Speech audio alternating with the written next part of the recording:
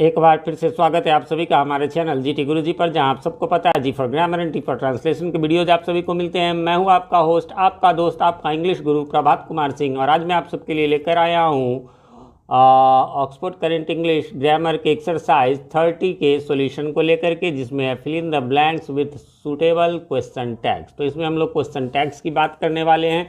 यूँ तो ये सॉल्यूशन वीडियो है, यानी क्वेश्चन है उसके आंसर मैंने दिए, बट इसको मैं हल्का एक्सप्लेन भी करूँगा। इससे पहले जो है मैंने इसके एक्सरसाइज जो है वो 29 के वीडियो अपलोड कर दिए, उसमें मैंने थोड़ा डिटेल में बता दिया है, क्योंकि वो इस बुक का स्टार्टिंग है क्वेश्चन टैग का, तो उसको आप लोग जरूर देख लें। नहीं देखा है तो लिंक उसका ऊपर आई बटन में मिल जाएगा और नीचे डिस्क्रिप्शन में मिल जाएगा, तो वहाँ से जा करके आप लोग देख लें। वैसे इसके लिए अलग से केवल मतलब बिना सॉल्यूशन वाला एक्सप्लेनेशन वीडियो भी आपको जल्दी मिल जाएगा। चलिए तो शुरू करते हैं। सबसे पहले आप सबको पता होगा कि इसमें जो है करना क्या होता है कि जैसे ये क्वेश्चन दिया हुआ, केवल क्वेश्चन टैग इसमें लिखना है, तो हम ये आंसर यहाँ पर लिख देंगे। अन्यथा जो है वो रीराइट करना होता है तो फिर पूरा लिखना रहता है। तब भी बात वही है, यहाँ कॉमा दे करके ये जो आंसर है वो यहाँ लिखना रहता है। तो करना क्या होता है, जो हेल्पिंग वर्ब में यहाँ शुरू में होता है, जैसे डेयर है तो हम इसको डेयर कर देंगे, और फिर ये जो सब्जेक्ट ही है इसको हम लोग लिख देंगे, ठीक है। और लेकिन ऐसा कब, जब इसमें नॉट लगा हुआ है तब। यदि नॉट नहीं लगा रहता तो इसका शॉर्ट फॉर्म जो है नॉट में से ओ की जगह ये ऊपर वाला कॉमा यानी इन्वर्टेड कॉमा और टी बस उसमें जोड़ देना है, ठीक है। लेकिन यहाँ नॉट जब रहे तब नहीं लगाना है। ऐसे जहाँ जिस चीज़ की ज़रूरत पड़ेगी वो मैं बताता चलूँगा। तो इसलिए यहाँ पर डेयर हो गया और ये ही हो गया। फिर है he does not dare, meaning है he dare not catch snakes, उसे सांप पकड़ने की हिम्मत नहीं है। फिर है he does not dare to catch snakes, है ना। अब देखिए यहाँ डज नॉट डेयर है, लेकिन अब कहेंगे सर डज भी तो हेल्पिंग वर्ब है, डेयर भी, तो आपने यहाँ डेयर क्यों नहीं लगा। ध्यान रखिए, मेन जो होता है हेल्पिंग वर्ब, एक सेंटेंस में एक आए, दो आए, तीन आए, 10 आए, आपको नहीं मतलब 4 तक तो आते हैं।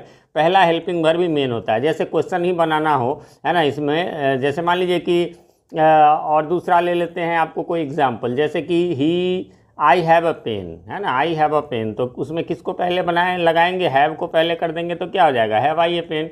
लेकिन यदि रहे आई शैल हैव अ पेन, तब क्या करेंगे, किसको शुरू में रखेंगे, तो क्या हैव को ही फिर रखेंगे, have I shall, no no, यहाँ शैल और हैव दो है तो हम लोग पहले को ही रखेंगे। यही नहीं नॉट लगाना, आई हैव ए पेन तो हैव के बाद नॉट लगा देंगे, I have not a pen. लेकिन यदि लिखना हो आई शैल हैव ए पेन, है ना, तो क्या करेंगे, तो हैव के बाद नॉट लगाएंगे, नहीं, शैल और हैव जब रहे तो हमको पहला हेल्पिंग वर्ब जो है शैल उसी के बाद लगाएंगे। तो इसीलिए यहाँ पर डेयर भी, डज भी है, डेयर भी है, लेकिन हम लोग इसी के अनुसार लगाएंगे, यानी डज लगा देंगे, नॉट तो है इसलिए डज लगा दिया और ये सब्जेक्ट ही लगा दिया, ये आंसर हो गया।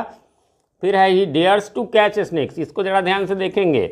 अब कहेंगे सर तो इसमें आपने डेयर क्यों नहीं लगाया, तो भैया ये हेल्पिंग वर्ब नहीं है। कहेंगे आपको कैसे पता चला, तो यहाँ पर डेयर का कोई जब वर्ब के रूप में यूज़ होता है, हेल्पिंग वर्ब के रूप में, तो डेयर्स या डेयर्ड नहीं होता है। जबकि यहाँ डेयर्स है, डेयर्स है तो प्रिंसिपल वर्ब के रूप में यूज हुआ, और जब प्रिंसिपल वर्ब के रूप में यूज होगा तो यदि V1 रहे यानी वर्ब का पहला रूप रहे तो हम लोग क्या करेंगे, डू नॉट, डू का प्रयोग करते हैं। V5 यानी SEIES वाला, जैसा कि इसमें है डेयर्स, तो उसमें हम लोग डज का यूज करते हैं। और V2 जो रहता है यानी जैसे डेयर्ड रहता तो उसमें हम लोग डिड का प्रयोग करते हैं। ये टेंस का ही रूल है, ऐसा नहीं कि इसके लिए स्पेशल है, ठीक है।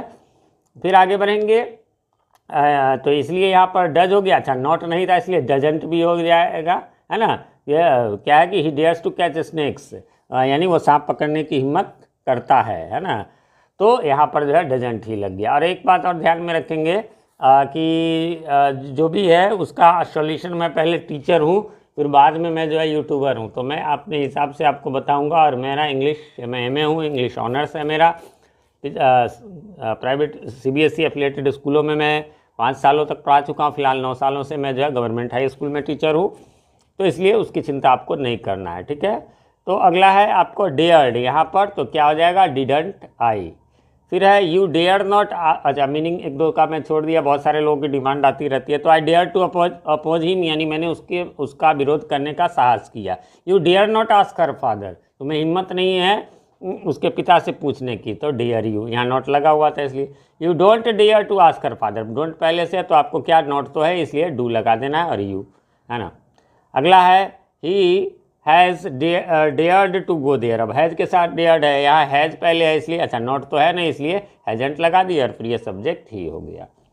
बढ़ेंगे आगे, क्वेश्चन नंबर 8 की ओर फिर वैसे ही है, नीड नॉट है तो आपको नीड लगा दिए, है ना, और ये सब्जेक्ट आई लगा दिए। फिर आई डोंट नीड, तो नॉट तो है ही, और पहला हेल्पिंग वर्ब डोंट वाला है तो इसलिए उसमें का नॉट है, इसलिए केवल डू और ये सब्जेक्ट आई लगा दिया।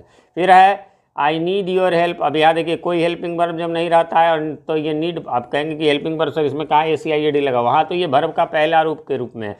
कहेंगे कैसे पता चला, सब्जेक्ट के बाद यहाँ नीड जो है ना वो कोई हेल्पिंग वर्ब नहीं है। आप कहेंगे सर आप फिर बार बार कर नीड हेल्पिंग वर्ब भी तो होता है। हाँ भैया, तो समझ लीजिए ध्यान से, यदि हेल्पिंग वर्ब के रूप में काम करेगा तो उसके बाद एक प्रिंसिपल वर्ब, यानी प्रिंसिपल वर्ब आप लोग जानते होंगे ना, जो क्या कहते हैं कि जिसमें जैसे गो, कम, रीड, राइट, ये सब जो है प्रिंसिपल वर्ब। तो एक उसके बाद जैसे मान लीजिए डेयर नॉट गो, आप देख रहे हैं ना, डेयर टू गो, तो ऐसा मतलब हेल्पिंग वर्ब के रूप में रहेगा तो उसमें जो है उसके बाद आपको कोई प्रिंसिपल वर्ब रहेगा। इसलिए यहाँ पर B1 है ये, और इसलिए डोंट आई लग गया। I don't need your help, यहाँ पर नॉट है ही, इसलिए do I. She need not ask him, तो यहाँ नीड के बाद नॉट है, अच्छा देख लीजिए नीड के बाद नॉट है तो आस्क है ना, फिर इसलिए ये जो है यहाँ पर आपको प्रिंसिपल वर्ब के रूप में है। सॉरी, एक मिस्टेक हो गया, यहाँ मिस्टेक हो गया, नीड नॉट है तो यहाँ पर क्या हो जाएगा नीड, है ना, नीड हो जाएगा, है ना, नीड शी, यहाँ ही मिस्टेक हो गया। चलिए मैं स्क्रीनशॉट ले लेता हूँ इसका करेक्शन। यहाँ नॉट है ना, नॉट हेल्पिंग वर्ब के बाद नॉट लगता है तो इसलिए ये हेल्पिंग वर्ब है, इसमें डू लगाने की जरूरत नहीं। फिर he she does not need to ask him, अब यहाँ पर डज नॉट नीड, अब यहाँ डज आपके पास है इसलिए डज सी हो गया। You need not have her, फिर मीनिंग में एक्चुअली बता ही देता हूँ, चलिए। She need not ask him, उसे पूछने की ज़रूरत नहीं है। She does not need to ask him, उसे पूछने की ज़रूरत नहीं, मीनिंग यहाँ सेम ही है। You need not have hurried, है ना, तुमने जो है जल्दी नहीं की, तो यहाँ नीड नॉट है तो नीड हेल्पिंग वर्ब है इसलिए नीड यू हो गया। यू विल नीड मी, तुम्हें मेरी आवश्यकता पड़ेगी। अब यहाँ ध्यान रखेंगे विल वाला है तो विल का अपस्ट्रॉफी एस लगाएंगे तो विलंट नहीं होगा, ओंट हो जाएगा। 4 ही का ध्यान में रखना है, एक सेल का सेंट हो जाता है, विल का तो बता ही दिया वॉन्ट हो जाता है, और एक कैन नॉट में 2 नॉट रहता, 2 एन रहता है लेकिन एक ही कांट हो जाएगा, और एक एम आई नॉट का आरंट आई होता है। चलिए बढ़ेंगे क्वेश्चन नंबर 16 की, और 16 में कहता है सी नीडंट कम हियर, उसे यहाँ आने की आवश्यकता नहीं है तो नीड शी हो गया, नॉट लगा हुआ है, यही हेल्पिंग वर्ब है।